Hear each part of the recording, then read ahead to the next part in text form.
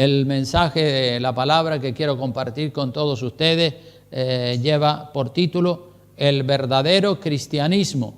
El verdadero cristianismo. Aleluya. Sabemos todos que hay diferentes modelos de cristianismo, y no todos los que tienen nombre de cristianos van a entrar en el reino de los cielos, sino los que viven el cristianismo tal como lo enseñó nuestro Señor Jesucristo.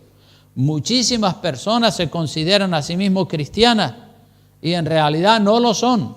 Ellos dicen, sí, soy cristiano, pero no lo son, no lo son. Son seguramente cristianos de nombre, pero de hechos no lo son. Una persona, si no vive como lo ordenó Jesucristo, no es cristiano, no es cristiana. Ya saben ustedes que Jesucristo dijo, por sus frutos los conoceréis, por sus obras, por sus hechos. Es por lo que se conoce el cristiano, por lo que se conoce la cristiana, por su manera de ser, de hablar, de vivir. Por eso, por las obras, no por las palabras. El verdadero cristianismo es el de Jesucristo. Es el que nos muestra el modelo correcto de cristianismo que debemos practicar. El cristianismo que nos mostró nuestro Señor Jesucristo. Y hermanos, les voy a poner unos ejemplos que todos conocen perfectamente. Especialmente las amas de casa, que son las que más suelen cocinar. Cuando usted va a cocinar un potaje, un puchero o un sancocho, usted tiene que saber qué cantidad le va a poner de agua y qué cantidad o qué proporción de cada uno de los ingredientes que usted le va a meter a ese puchero o a ese potaje.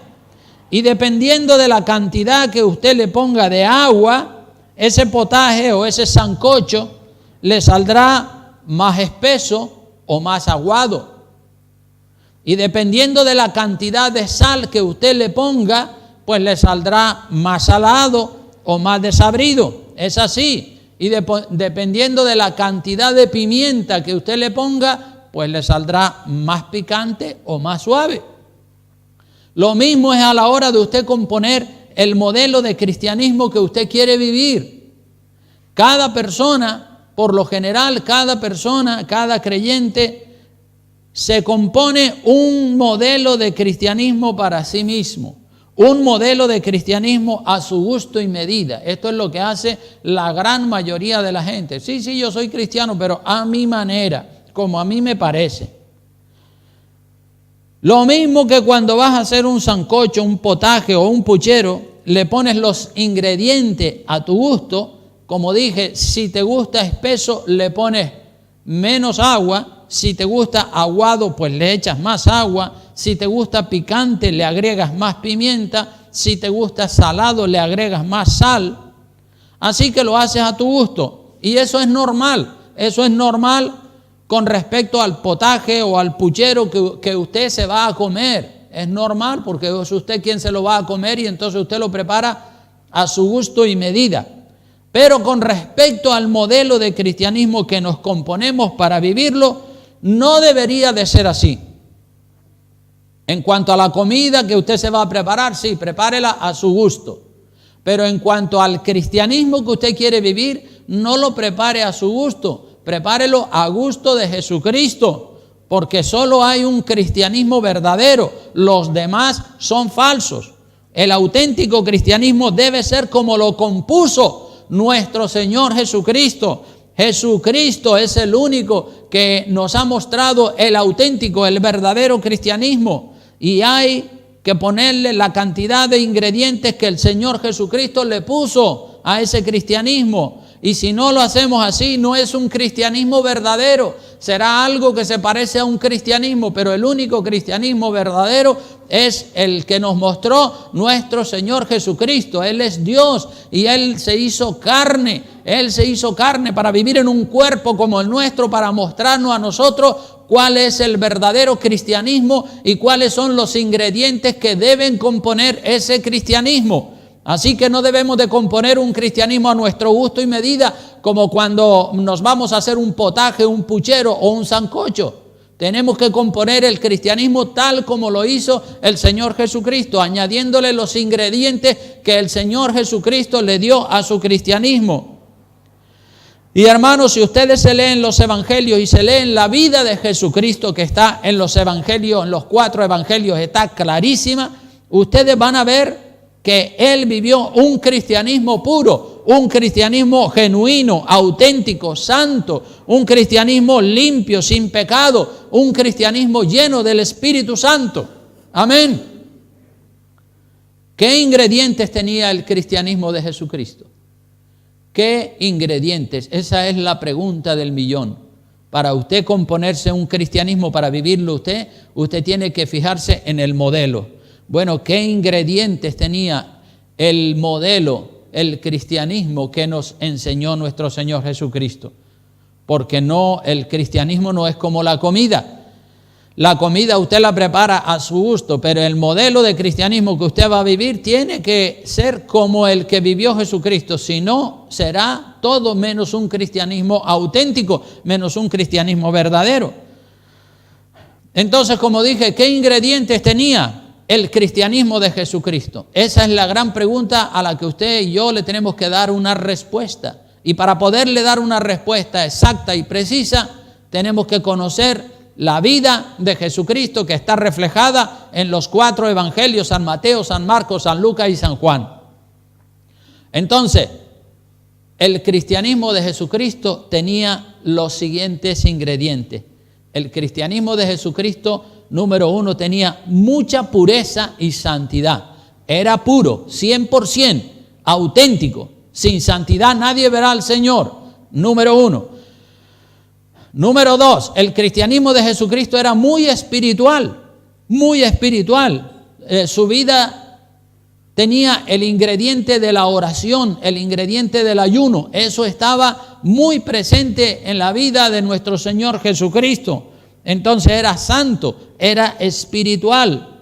La vida del Señor Jesucristo también tenía mucho evangelismo y mucha predicación y mucho dar. El Señor Jesucristo se dio completamente a los demás, predicándole el evangelio, enseñándoles cuál es el camino verdadero. Él se dio incluso su vida en la cruz del Calvario. Es dar. La Biblia dice que es más bienaventurado dar que recibir, y Jesucristo se dio 100% a los demás. Ese también es otro ingrediente poderoso del cristianismo verdadero.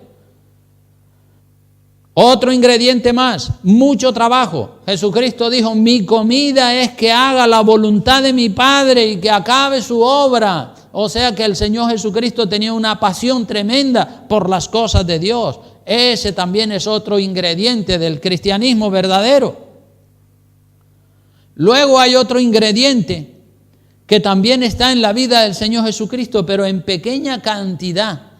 No en gran cantidad, sino en pequeña cantidad. Y es el ingrediente de las fiestas, cumpleaños, barbacoas y banquetes y todo ese tipo de cosas que agradan a la carne. En la vida de Jesucristo, fiestas, banquetes y barbacoas y comidas hubieron muy pocos, contados con los dedos de la mano. Por ejemplo, las bodas de Canaán. Allí estuvo Jesucristo en las bodas de Canaán. Estuvo en la fiesta de la Pascua y en algunas otras invitaciones ocasionales que le hicieron algunos de los fariseos. Y fuera de eso no hay otra cosa en cuanto a fiesta se refiere. Esos son los ingredientes de un auténtico cristianismo. Entonces, como dije, los ingredientes principales: oración, ayuno, servicio, darse, ¿verdad? Para servir a la humanidad. Pero en cuanto a fiestas, barbacoas y tenderetes para pasarlo bien desde el punto de vista carnal, hubieron muy pocos. No voy a decir que no hubieron ninguno, porque sí hubieron algunos, pero fueron contados con los dedos de la mano. Pero como el diablo es muy sutil, el diablo es muy astuto, el diablo engaña a los cristianos y nos dice que el diablo no nos dice a nosotros que dejemos el cristianismo a un lado. el diablo sabe que nosotros vamos a seguir siendo cristianos. Por eso el diablo dice, bueno, vale, puede ser cristiano. Al diablo no le molesta para nada que usted diga que es cristiano. Lo que de verdad el diablo desea, lo que el diablo quiere es que usted se componga, que usted se fabrique un cristianismo a su gusto, un cristianismo a la carta, un cristianismo carnal, un cristianismo mundano, y así el engaño del diablo cuela más fácil, es más sutil y es más creíble. Entonces el diablo no le dice, no seas cristiano. Usted dice, sí, puedes seguir siendo cristiano, pero un cristianismo a tu gusto y medida, como cuando vas a hacer el puchero o el potaje, no un cristianismo como el de Jesucristo. La propuesta del diablo a muchos cristianos es que se compongan un modelo de cristianismo fácil, porque el modelo de cristianismo de Jesucristo es muy duro, es muy espiritual, es muy santo y de mucha entrega y de mucha pasión, y requiere mucho servicio y requiere mucho dar, y es un cristianismo muy sacrificado, y es un cristianismo que tiene muy poquitas autocomplacencias, muy poquitas cosas que le agradan a la carne. Entonces el diablo te da una fórmula diferente para que tú te hagas un cristianismo a tu gusto y medida. Porque Él no quiere que tú hagas un cristianismo como el de Jesucristo. Tú te haces un cristianismo a la carta, a tu gusto y medida, y entonces ya el diablo te deja tranquilo porque sabe que ese cristianismo no te sirve para entrar en el reino de los cielos. Y el diablo te dice, no hace falta tanta pureza y tanta santidad. ¿Para qué tanto? ¿Para qué? No hay que ser tan fanático.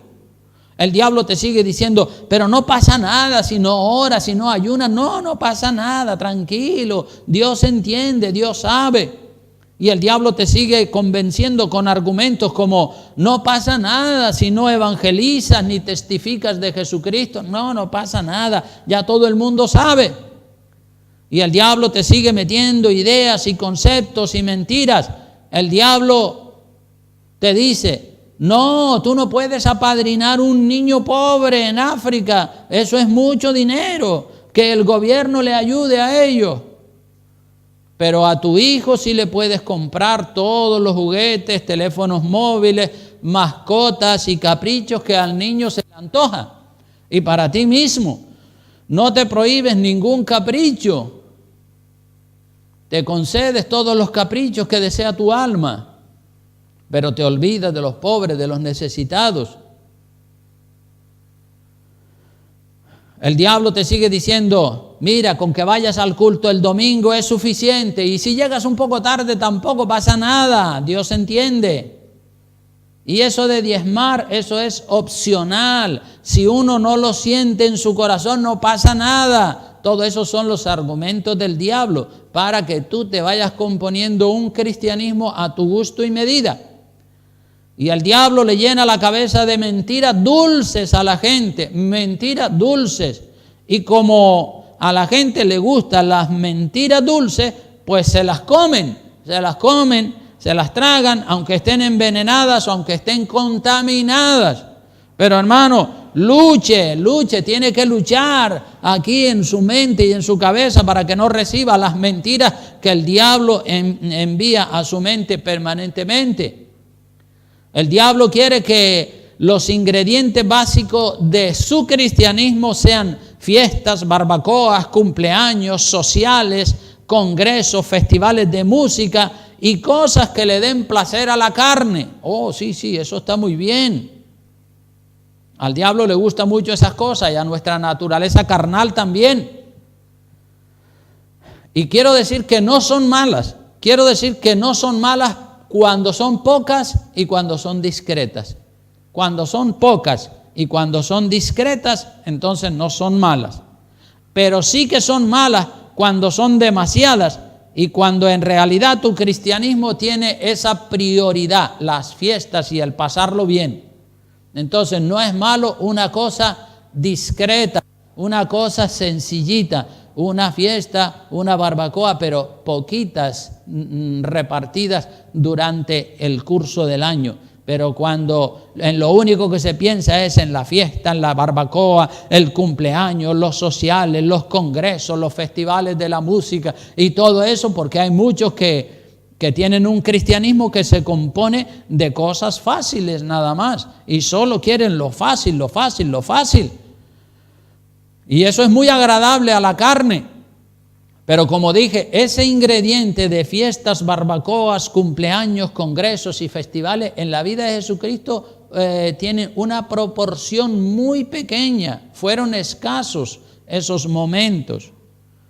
Entonces las fiestas, los banquetes, las barbacoas, los sociales y los momentos de placer carnal en la vida de Jesucristo, como dije, fueron muy escasos. No voy a decir que no existieron porque sería mentir, ¿verdad? Pero queda claro que la vida de Jesús y su modelo de cristianismo que nos propone a todos nosotros es una vida con ingredientes espirituales,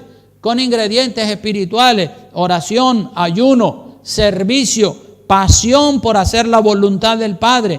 Esos son los verdaderos ingredientes que deben componer tu cristianismo y el mío. Hay muchos modelos de cristianismo, muchísimos, tantos modelos de cristianismo como personas hay en el mundo. ¿Saben? El cura de la Iglesia Católica, cuando ve tanta gente subiendo a Tinajo, de todos los pueblos de la isla de Lanzarote, del norte, del sur, cuando es la fiesta de los dolores en Tinajo, todo el mundo ve esas carreteras, la gente, los peregrinos caminando para ir a rendirle culto a lo que ellos dicen la patrona de Lanzarote. Y la patrona de Lanzarote es un tronco de árbol esculpido como una figura de una virgen bonita. Es un tronco de árbol, es un trozo de madera.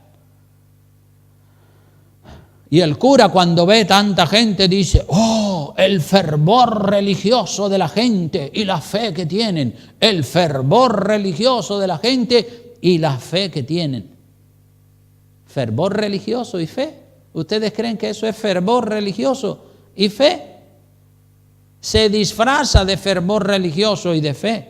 Pero eso no es fervor religioso, de eso nada. Lo que la gente tiene no es fervor religioso, no es fe, como dice el cura.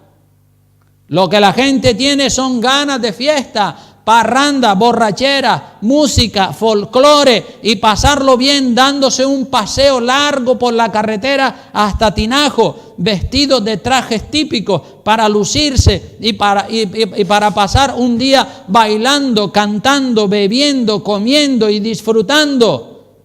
En lo que menos piensan ellos en ese día es en lo espiritual.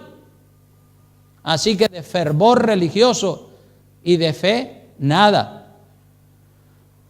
De eso nada.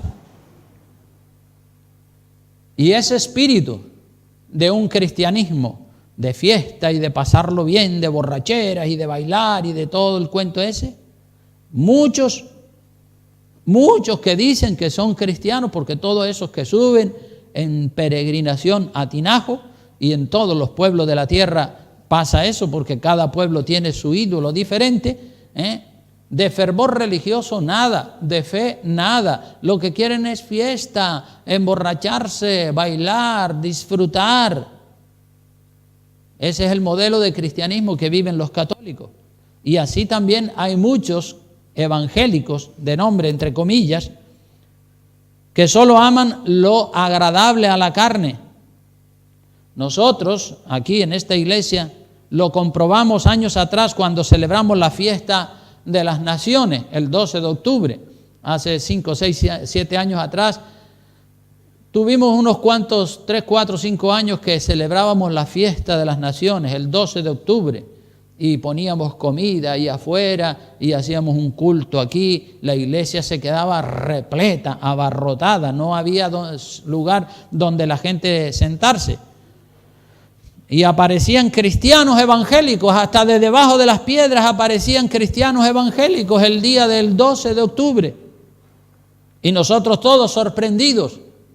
Y algunos decían: oh, qué bien, qué maravilla, tantos cristianos juntos no cabían dentro de la iglesia. ¡Oh, qué gloria, qué bendición! Pues, ¿qué es lo que pasaba a la semana siguiente?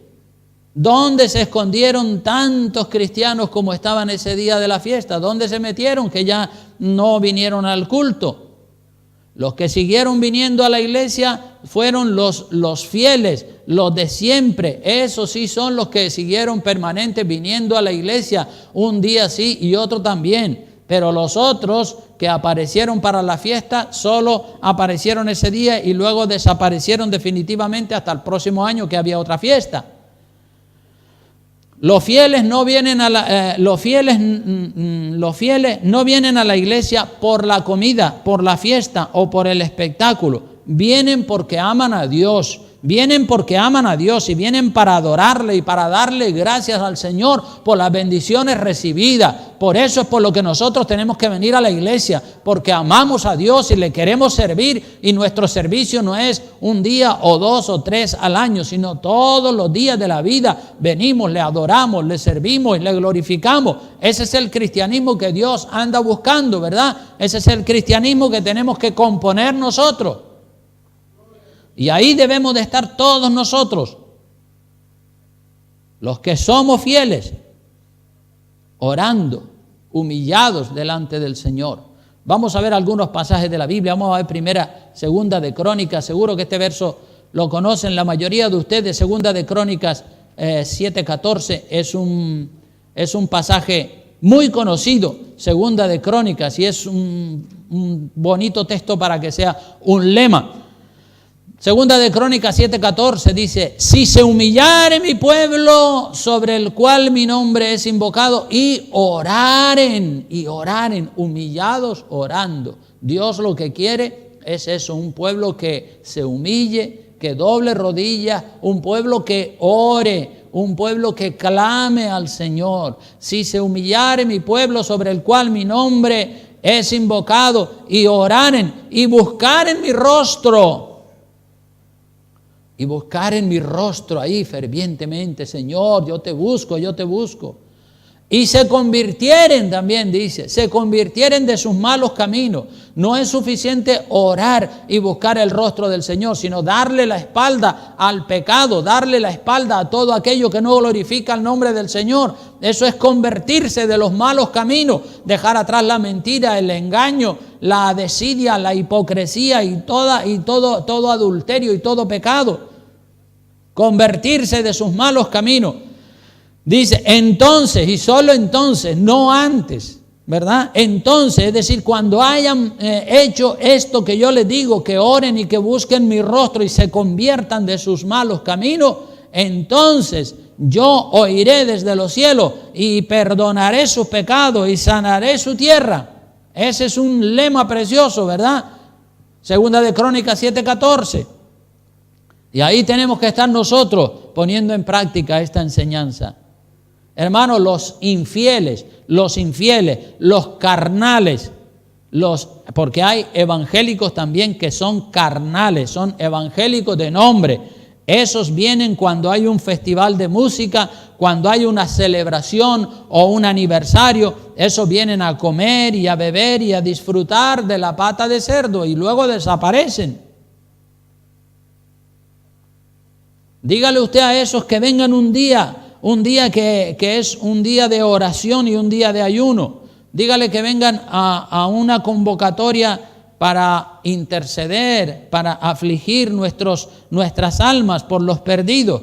No aparece ni uno de ellos. Todos tienen su excusa. No, estaba enfermo, estaba cansado, no, tenía que trabajar, el niño se me puso enfermo. Pero cuando hay una fiesta no les duele nada. Libraron ese día del trabajo o están de vacaciones, sí, para eso no hay problema. Hermano, el ser humano es el mismo, ayer, hoy y para siempre. La Biblia dice que Jesucristo es el mismo, pero Jesucristo es perfecto, solo que el ser humano no lo es porque no quiere poner su carne sobre el altar, pero el ser humano es el mismo. Si nosotros miramos la historia de la humanidad, vemos que es así. Vemos desde Caín y Abel, pasando por la época de Noé y siguiendo por Abraham y por toda la historia del pueblo de Israel, vemos que el ser humano es por naturaleza carnal. Vamos a ir al libro de Éxodo capítulo 32 para que veamos que eso corrobora lo que les estoy diciendo. Éxodo capítulo 32, versículos 1 al 10. El pueblo de Israel había sido sacado de la esclavitud de Egipto. Y miren, iban caminando por el desierto hasta que llegaron al monte Sinaí. Y entonces, cuando estaban allí en el monte Sinaí, Dios le dijo a Moisés que subiera a la montaña para entregarle los 10 mandamientos. Y el pueblo se quedó abajo, acampado en el valle, y Moisés arriba en la montaña. Y allí está Moisés, lleva ya varias semanas arriba, 2, 3 semanas, no sabemos cuánto. Estuvo 40 días. Pero no sabemos si este episodio que les voy a leer ahora se produjo a los 10 o los 15 o los 20 o 25 o 30 días de que Moisés estuviera en la montaña, pero obviamente se produjo antes de los 40 días. Dice la palabra, capítulo 32 del libro de Éxodo, dice: viendo el pueblo que Moisés tardaba en descender del monte, se acercaron entonces a Aarón, que era el segundo de a bordo, y le dijeron: levántate, haznos dioses que vayan delante de nosotros, porque a este Moisés, el varón que nos sacó de la tierra de Egipto, no sabemos qué le haya acontecido. Ahí se fue para arriba, ya lleva 2, 3 semanas, 4 semanas en ese monte. No sabemos si Dios se lo llevó para el cielo y qué, pero nosotros no vamos a estar aquí toda la vida, aquí esperando. Ni 40 días habían pasado. Y Aarón les dijo, ya que el pueblo estaba tan loco para que le hiciera un ídolo, entonces Aarón les dijo: apartad los zarcillos de oro que están en las orejas de vuestras mujeres y vuestros hijos y de vuestras hijas y traédmelos. Entonces todo el pueblo apartó los zarcillos de oro que tenían en sus orejas y los trajeron a Aarón, y él los tomó de las manos de ellos y le dio forma con buril e hizo de ello un becerro de fundición. Entonces dijeron: Israel, estos son tus dioses que te sacaron de la tierra de Egipto. Y viendo esto, Aarón edificó un altar delante del becerro y pregonó a Aarón y dijo: mañana será fiesta para Jehová. Y al día siguiente madrugaron y ofrecieron holocaustos y presentaron ofrendas de paz. Y aquí viene lo que hizo el pueblo. Dice: y se sentó el pueblo a comer y a beber, y se levantó a jugar, a regocijarse, a pasarlo en grande. Lo que ellos querían era un pretexto para montar una fiesta por todo lo alto, para pasarlo bien. Entonces, verso 7 dice: entonces Jehová dijo a Moisés: anda, desciende, porque tu pueblo que sacaste de la tierra de Egipto se ha corrompido. Ya Dios no dice mi pueblo, sino dice: Moisés, tu pueblo. Ya no quiero saber de esa gente. Ya se corrompieron. Tardaron más en salir de Egipto que en corromperse. Eran carne pura. Pronto, verso 8, se han apartado del camino que yo les mandé, se han hecho un becerro de fundición y lo han adorado y le han ofrecido sacrificio y han dicho: Israel, estos son tus dioses que te sacaron de la tierra de Egipto. Pero qué barbaridad.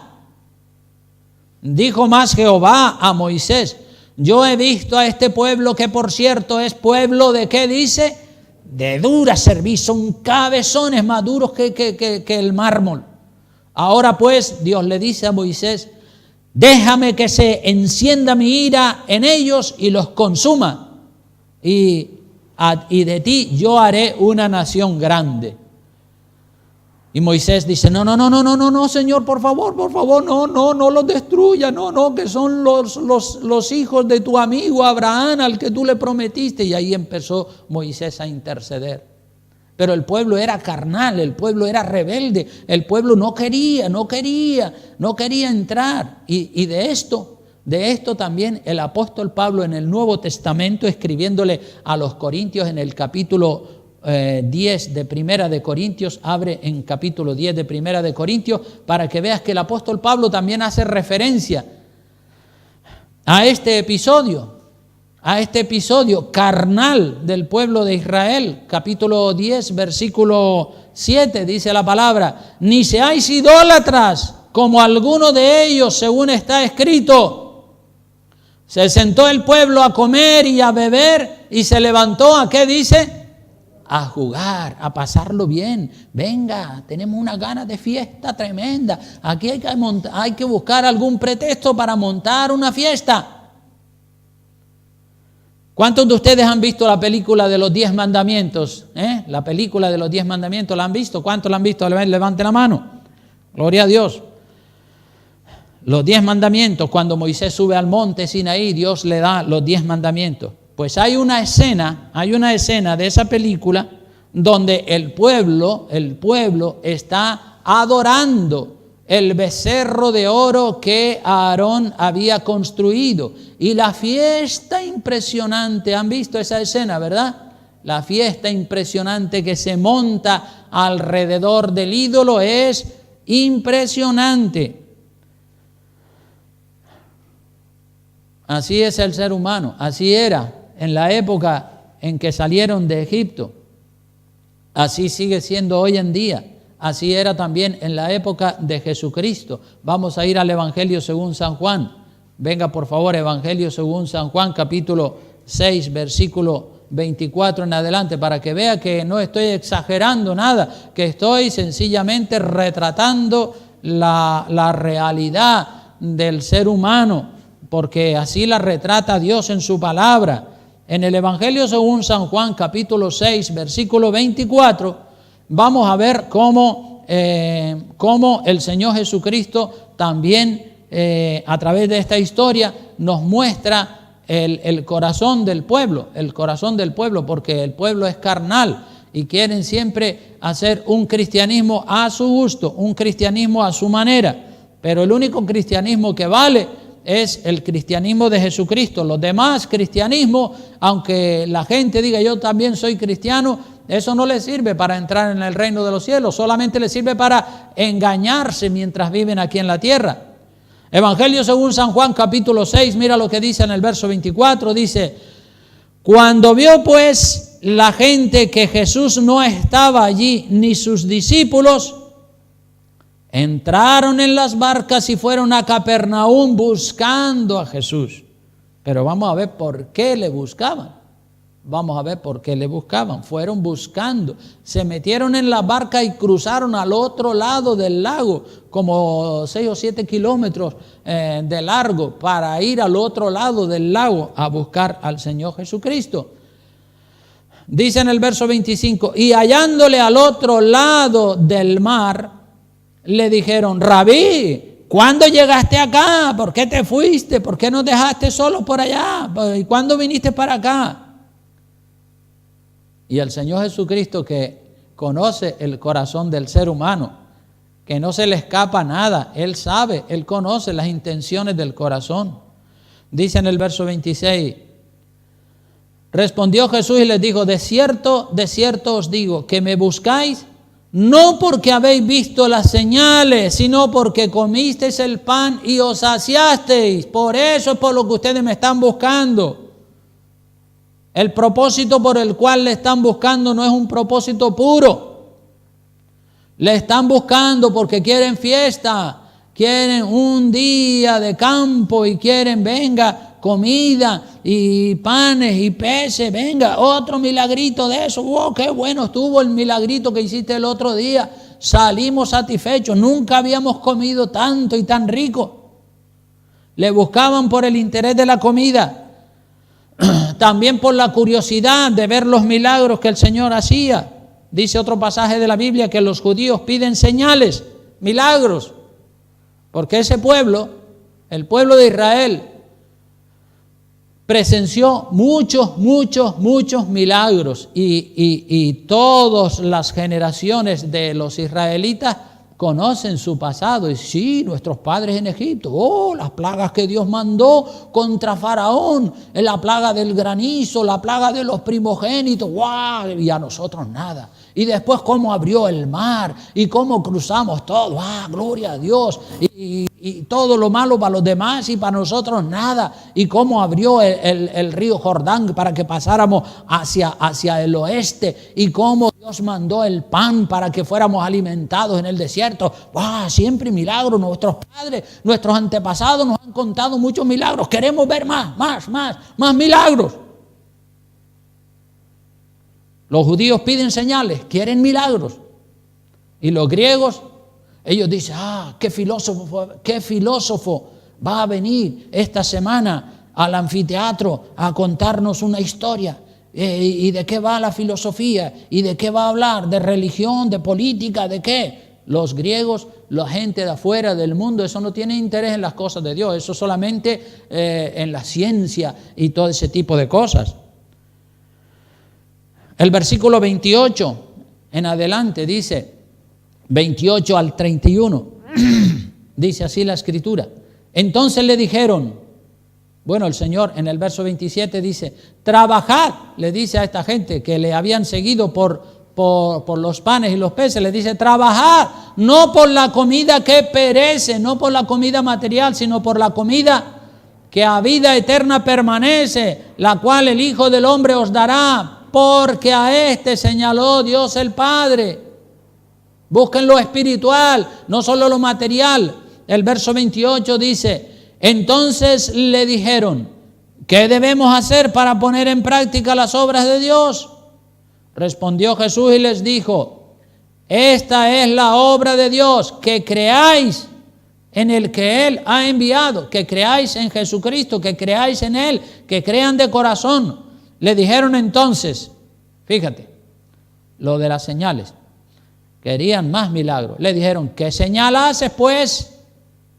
¿Qué señal pues haces tú para que veamos y te creamos? ¿Qué obra haces? ¿Qué milagro nos vas a presentar para nosotros creer en ti? Dices que tenemos que creer en ti, pero a ver, haz un milagrito aquí para ver si eres digno de que podamos creer en ti. ¿Qué milagro vas a hacer? Y siguen diciendo, verso 31, mira, nuestros padres comieron el maná en el desierto, como está escrito, pan del cielo les dio a comer. Y a ver, ¿qué milagro vas a hacer tú aquí? Nosotros tenemos una historia repleta de milagros, el pueblo de Israel, milagros. A ver, ¿qué milagro nos vas a hacer tú aquí para nosotros creer en ti? Verso 32, y Jesús les dijo, de cierto os digo, no os dio Moisés el pan del cielo, mas mi Padre os da el pan, os da el verdadero pan del cielo, porque el pan de Dios es aquel que descendió del cielo y da vida al mundo. Jesucristo es el pan vivo que da vida al mundo. Bendito sea el nombre del Señor. Le dijeron, Señor, danos siempre este pan, pero todavía no entienden. Ellos están todos desconcertados. Jesús les dijo, yo soy el pan de vida, no es pan material, no es pan para llenar la panza, no, es el pan espiritual, es la oración, es el ayuno, es la comunión con Dios. Yo soy el pan de vida, el que a mí viene nunca tendrá hambre, y el que en mí cree no tendrá sed jamás. Mas os he dicho que aunque me habéis visto, no creéis. Todavía no creían. Todo lo que el Padre me da, vendrá a mí. Y al que a mí viene, no le echo fuera. Porque he descendido del cielo, no para hacer mi voluntad, sino la voluntad del que me envió. Y esta es la voluntad del Padre que me envió, que de todo lo que me diere, no pierda yo nada, sino que lo resucite en el día postrero. Y esta es la voluntad del que me ha enviado, que todo aquel que ve al Hijo y cree en Él, tenga vida eterna, y yo le resucitaré en el día postrero. Gloria al nombre del Señor. Cristo se muestra aquí como el pan vivo, el alimento puro que hay que comer, su palabra que hay que seguir, sus huellas que hay que vivir como las vivió Él.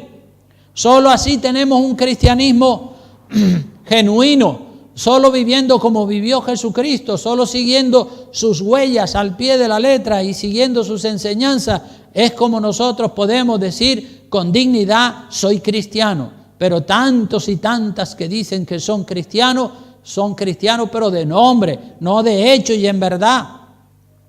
Verso 41 dice, como dije, todavía no creen en Él, a pesar de que Él se les está presentando con claridad, absoluta claridad, y todavía no creen en Él. Dice el verso 41, murmuraban entonces de Él los judíos, porque había dicho, yo soy el pan que descendió del cielo. No entendían, tenían la mente cerrada, era una mente materialista. Y decían, pero ¿no es este el hijo de Jesús? El hijo de José, cuyo padre y madre nosotros conocemos. ¿Cómo pues dice este del cielo he descendido? ¿Pero qué se ha creído? Que del cielo ha descendido, pero si es el hijo del carpintero. Todos lo conocemos. ¿Qué pasa aquí? Aquí no nos cuadran las cosas. Jesús respondió y les dijo, no murmuréis entre vosotros. Ninguno puede venir a mí si el Padre que me envió no le trajere, y yo le resucitaré en el día postrero. Escrito está en los profetas, y serán todos enseñados por Dios. Así que todo aquel que oyó al Padre y aprendió de Él, viene a mí. No que alguno haya visto al Padre, sino aquel que vino de Dios, éste ha visto al Padre. Es decir, Jesucristo es el que ha venido de Dios y el que ha visto al Padre. De cierto os digo, yo soy el pan de vida. Yo soy el pan de vida. De mí es de quien tienen que comer. Vuestros padres, más claro, es imposible. Vuestros padres, verso 49, comieron el maná en el desierto. ¿Y qué pasó? Murieron, porque aquel maná no era pan de vida eterna. Aquel era pan de vida temporal, para alimentar la carne, para alimentar el cuerpo durante los 70, 80, 90 años que Dios le dé de vida en la tierra. Murieron. Este es, verso 50, este es el pan que desciende del cielo para que el que de él come no muera. El que de él come, el que recibe sus enseñanzas y practica su doctrina, ese no muere. Muere el cuerpo, pero el alma sigue viva en la presencia del Señor. Yo soy, verso 51, el pan vivo que descendió del cielo. Si alguno comiere de este pan, vivirá para siempre. Y el pan que yo le daré es mi carne, la cual yo daré por la vida del mundo. Es decir, la vida de Jesucristo. De eso es de lo que nos tenemos que alimentar. De eso es de lo que nos tenemos que impregnar. De su evangelio, de sus enseñanzas. Aleluya, así tiene que ser. Jesús, el pan de vida eterna. El que de él come jamás morirá. Verso 52, todavía siguen sin entender. Mira lo claro que se está explicando el Señor, y todavía la mentalidad carnal, material de los judíos no entienden. Entonces, verso 52, los judíos contendían entre sí, discutiendo entre ellos y diciendo, pero ¿cómo puede éste darnos a comer su carne? Pero ¿cómo? No entendemos. Jesús les está hablando en un lenguaje espiritual y ellos lo interpretan todo a la manera material. Pero es que no, que las cosas de Dios son espirituales. Una cosa es lo carnal, material, temporal, y otra cosa es lo espiritual. Versos 53 al 58 dice, Jesús les dijo, de cierto os digo, si no coméis la carne del Hijo del Hombre y bebéis su sangre, no tenéis vida en vosotros. El que come mi carne y bebe mi sangre tiene vida eterna, y yo le resucitaré en el día postrero, porque mi carne es verdadera comida y mi sangre verdadera bebida. El que come mi carne y bebe mi sangre, en mí permanece y yo en él. Como me envió el Padre viviente y yo vivo por el Padre, asimismo el que me come, él también vivirá por mí. Este es el pan que descendió del cielo, no como vuestros padres comieron el maná y murieron. El que come este pan vivirá para siempre. Es decir, el que recibe a Jesucristo en su corazón y se toma en serio las enseñanzas, la doctrina de Jesucristo. Eso es lo que significa comer su carne y beber su sangre. Tomarnos en serio los principios básicos y fundamentales, los ingredientes fundamentales para vivir un cristianismo como el que él vivió. Eso es lo que es comer y beber su carne. El verso 59 dice, estas cosas dijo en la sinagoga enseñando en Capernaum, que estaba junto al mar de Galilea. Dijo todo esto enseñando en la sinagoga. Y al oírlas, verso 60, muchos de sus discípulos dijeron, dura es esta palabra, ¿quién la puede oír? Esto no se puede tragar, esto no se puede entender, no, que va, esto no nos gusta nada esto, esta palabra es muy dura, ¿cómo que lo tenemos que comer a él? ¿Pero qué que se cree que somos caníbales, que comemos carne humana? No, por favor, eso no, dice el verso 61, sabiendo Jesús en sí mismo que sus discípulos, hasta sus discípulos murmuraban de esto, les dijo, ¿esto os ofende? ¿Ustedes están ofendidos, están molestos por esto que les acabo de decir? ¿Sabe? Cuando uno predica el evangelio verdadero, la gente se molesta, la gente no le gusta. Hay desconcierto entre los discípulos. El evangelio puro es espiritual. El evangelio puro es espiritual. Y produce una reacción chocante en los que dicen que son creyentes pero que son carnales. No lo pueden digerir, no lo pueden recibir. Produce en ellos estupor, asombro. Dice, no, esto no. Usted le dice a la gente, mira, la puerta estrecha, el camino angosto, así como tú lo vives, no, tiene que ser así y así. No, que va, eso no, eso es fanatismo, eso es legalismo, por ahí no podemos entrar, no, que va, no, así no. ¿Por qué? Porque son carnales, no son espirituales. La persona espiritual dice, es verdad, sí, Señor, tiene razón, claro, voy a bajar la cabeza y voy a buscar a Dios, voy a arrodillarme, voy a ayunar, voy a dejar el pecado, la mentira, todo lo malo, voy a meterme en serio con Dios. Eso es lo que Dios anda buscando, ¿verdad? Pero la mayoría de la gente, en cuanto tú le dices, eso no, aquello tampoco, ni lo otro tampoco, ya está otra vez la puerta estrecha. No queremos la puerta estrecha, quieren que uno se lo apruebe todo. Y si yo como pastor le apruebo todo a la gente, no me queda nada a mí el día que me presente delante de Dios. Madre mía, Dios me va a decir, apártate de mí, maldito, al fuego eterno. Porque predicaste falsa doctrina. Yo no puedo predicar falsa doctrina. Yo tengo que decir, así lo dice el Señor. Lo dice Él, no lo digo yo. Él ha sido el que ha puesto el nivel. Él ha sido el que ha dicho, el camino es estrecho, la puerta es angosta. Y si Él lo pone así, estrecho y angosto, para probar a todos aquellos que de verdad quieren entrar en el reino de los cielos, ¿quién soy yo para cambiar las cosas a Dios? Verso 62 dice, pues ¿qué si viereis al Hijo del Hombre subir a donde estaba primero? El Espíritu es el que da vida a la carne.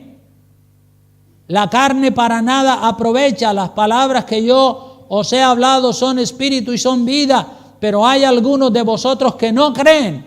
El Señor sabía todo. como no puede ser de otra manera, claro. Hay algunos de vosotros que no creen, porque Jesús sabía desde el principio quiénes eran los que no creían y quién le había de entregar. Por eso dijo, por eso os he dicho que ninguno puede venir a mí si no le fuere dado del Padre. Desde entonces, verso 66, muchos de sus discípulos volvieron atrás y ya no andaban con él. Es decir, ellos dicen, no, esto ya no lo podemos soportar, nos vamos de aquí. ¿Pero qué se ha creído? ¿A dónde nos quiere llevar? No creían, no lo recibían. La puerta es estrecha, el camino es angosto, el camino verdadero es angosto, pero muchos son los llamados. Saben que la Biblia dice que Dios no quiere que ninguno perezca. Dios no quiere que ninguno de los habitantes de la tierra perezca y se vaya al infierno. Dios quiere que toda la humanidad sea salvo. Muchos son los llamados. Todos están llamados. Pero ¿qué pasa cuando vienen y se presentan en la puerta para entrar? ¿Qué pasa cuando viene toda esa multitud, toda ese genterío alrededor del mundo y llegan a la puerta de la iglesia? Dice, la puerta es estrecha. Ahí están en la puerta y unos están diciendo, eso es muy estrecho. No, mira, yo me voy por otro camino, Entonces empiezan a irse.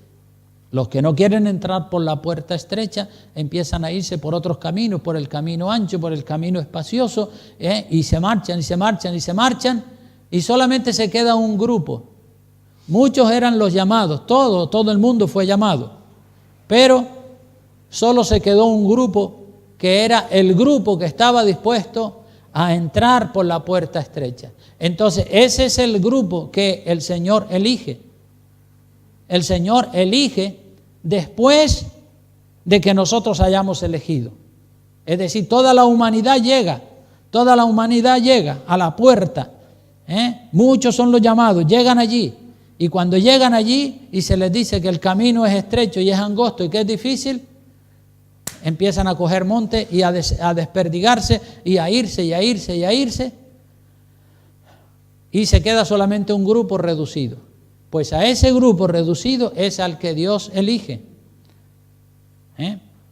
Por eso la confusión entre los calvinistas y nosotros, los que no somos calvinistas, los que creemos que la salvación sí se puede perder y que entrar en el reino de los cielos es una decisión de cada persona.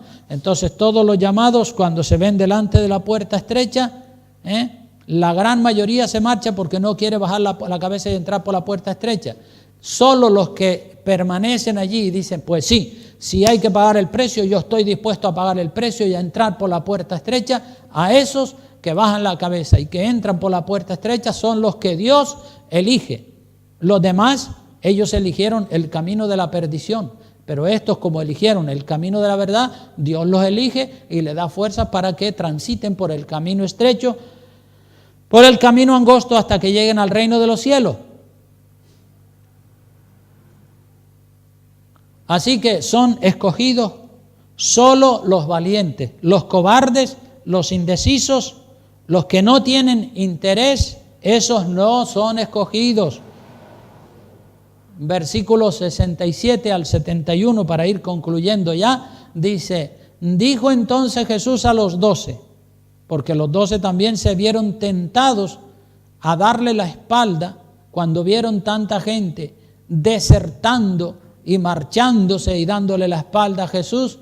Los 12 también medio que se tambalearon un poco, y entonces Jesús en el verso 67 les dijo a los 12 para despertarlos de ese letargo, de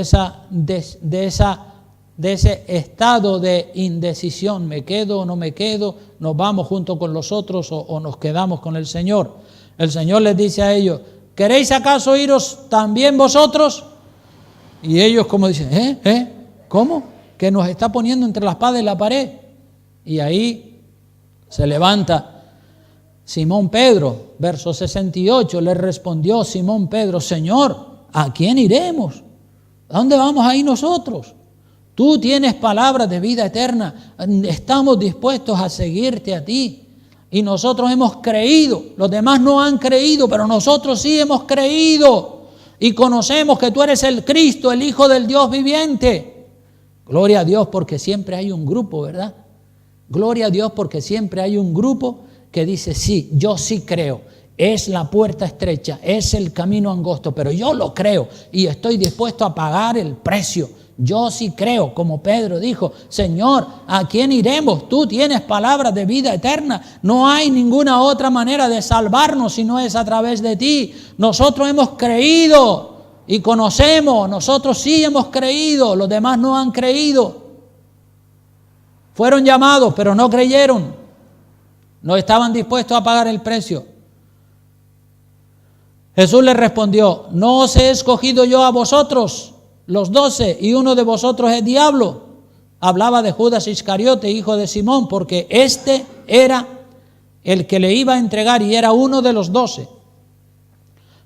O sea que siempre hay un grupo de valientes, un grupo de personas que sí están decididos a caminar por el camino angosto, por el camino estrecho. El modelo de cristianismo auténtico y verdadero se llama la puerta estrecha, se llama el camino angosto. El verdadero cristianismo no es el que probablemente usted se ha fabricado o que usted ha confeccionado a su gusto y medida. El verdadero cristianismo es el que nos muestra a Jesucristo con su vida, con su ejemplo. Así que usted lo tiene que probar, usted tiene que verificar si su cristianismo es el cristianismo de Jesucristo y si tiene los ingredientes que tiene el cristianismo de Jesucristo, porque si es diferente, mejor que lo reforme, mejor que lo cambie y mejor que lo adapte al cristianismo de Jesucristo. No podemos nosotros, no debemos nosotros adaptar el cristianismo a nuestra vida.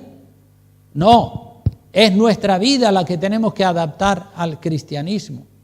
Y cada cual tiene que hacer un examen de conciencia porque va en ello la salvación de su alma.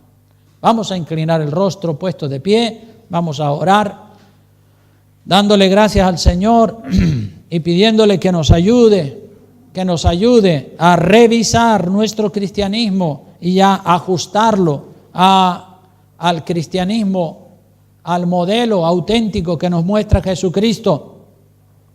Padre querido, Señor de la gloria, te damos gracias en esta preciosa mañana porque, Dios mío, entendemos bien claro como entendió